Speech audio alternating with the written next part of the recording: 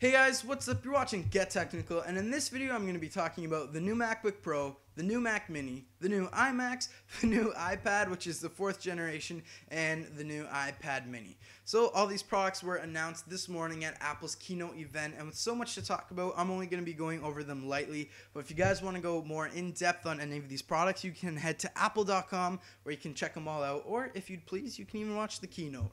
So Apple opened up the Keynote with their Apple stats, bragging about how many apps they've had downloaded, how many iPhone 5s they sold, all that stuff. But the first product they showed us was the new version of the MacBook Pro 13-inch. Now, the new MacBook Pro 13-inch is thinner and it has a Retina display with a resolution of 2560 by 1600. Pretty impressive. So the base version of the 13-inch MacBook Pro is going to be $1699 in price. It's going to have 8GB RAM memory and 128GB flash storage. All these things are upgradable, as all of Apple's computers are. I think a lot of people are going to upgrade the hard drive because that's kind of small. But anyways, that new MacBook starts shipping today, so you guys can pick one up right now. The next product they talked about was the new Mac Mini, which is going to be starting at $599, so $600. It's going to have 4GB of RAM and a 500GB hard drive, and there's also a server version for $999, or $1,000 I should say, with an i7 processor and two 1TB hard drives, and those also go on sale today. Now the next thing they announced, well, things got pretty crazy. They announced the 8th generation of iMac. And the reason things got so crazy was because at the side, like the very edge of the Mac, they were able to get it only 5mm thick. Now, if you don't know what that means, pretty much it's just the display is only 5mm thick. Obviously, the Mac curves out at the back, so it gets thicker than 5mm because they have to fit a whole computer into there. But yeah, it's pretty insane that they were able to get it so thin. But one of the ways they were able to get it so thin was by getting rid of the optical drive. So that means you can't use CDs with your Mac anymore. Now the only way you can, and very similar with the MacBook Pro because they're getting rid of the optical drive in all their computers, is if you buy the optical drive accessory for $79. But then you could use that with all your Macs, but I mean, I guess it'd be nice if it was still there. Anyways, it's going to be coming in a 21.5-inch and a 27-inch as it does now. The 21.5-inch is going to have a resolution of 1920 by 1080, and the 27-inch is going to have a resolution of 2650 by 1440. You're going to be able to have an i5 or an i7 processor. Everything's customizable, as you guys know.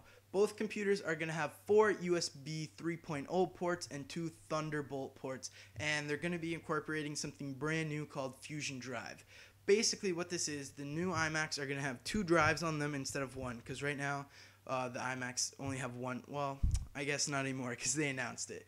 But there's going to be 2 drives. There's going to be one drive that's a solid state drive, and it's going to be 128GB big, and on that drive it's going to have pretty much all the stuff that Apple is putting on your computer. So all the programs it starts up with, the operating system, all that stuff, it's going to be on one drive. And then there's going to be either a 1TB or a 3TB hard drive, depending which one you pick, separate from it. And that's where all your stuff is going to be. So your data, your files, your documents, anything, your movie files, whatever you want, that's all. So basically there's one hard drive or a solid state drive for Apple and one for you. So they're going to be separate, and Apple has obviously researched it and whatnot. And this, using the 2 separate drives and Fusion Drive, it's going to make the computer much faster. So when you're doing things like working with iMovie will actually be running from the solid state drive, but your files will be coming out of the hard drive. So with them being separate, they feel that'll make your Mac much faster. So the next thing I'm going to talk about is the price. So the 21.5-inch is going to be $1299, and it's going to, like I said, i5, 8GB of i5 processor, I should have said, 8GB of RAM, 1TB hard drive, HD FaceTime camera, as all the Macs have now. Well, all the ones with Retina display and such. And the 27-inch is going to start at $1799. Also i5, everything is the same. Like I said, upgradable. You guys all know this. I don't know why I'm telling you guys. But yeah, also a 1TB hard drive and 8GB of RAM. So they're pretty much the exact same except for the size. And the 21.5-inch will start shipping in November, but we won't see this 27-inch until December. So yeah. Now the next thing they talked about, I didn't expect, and I don't think anybody else did. I mean, I didn't expect the first 3 things either, but they announced the 4th generation iPad. It's going to have an A6 processor. It's going to have faster Wi-Fi, support for LTE, so now you can have 4G. Well, I guess the proper term is LTE. HD FaceTime camera, and the same price as before, so as in like the old iPad was I'm pretty sure $599. That's what the new, sorry, it's called the new iPad is right now. So then like when other iPads have come out in the past, it's going to take the new top price spot and everything else is going to be bumped down. And if you bought the new iPad in the last 30 days, you will be able to return it for the new 4th generation iPad. And just like the iPhone 5, the new iPod Touch, and the new iPod Nano, it's going to have the lightning port at the bottom. So yeah, ooh, hit the microphone.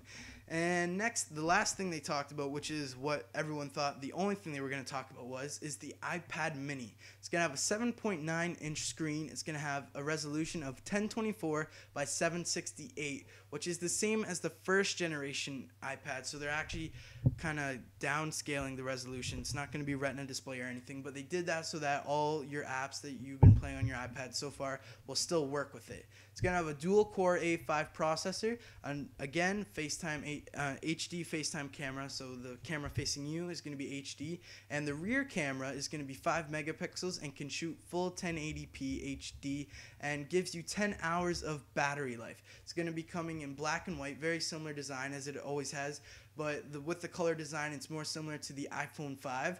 Price is starting at $329 for just the Wi-Fi model, and then $449 for the LTE model. So I guess we're more used to hearing the 3G model. And then the $100 increases goes on and on for the storage increase. Pre-orders start this Friday, so October the 26th, and they actually go on sale November the 2nd. So at least the Wi-Fi version. There's not 100% with the LTE version because obviously with LTE they might run into some problems, but it should also be releasing on November 2nd.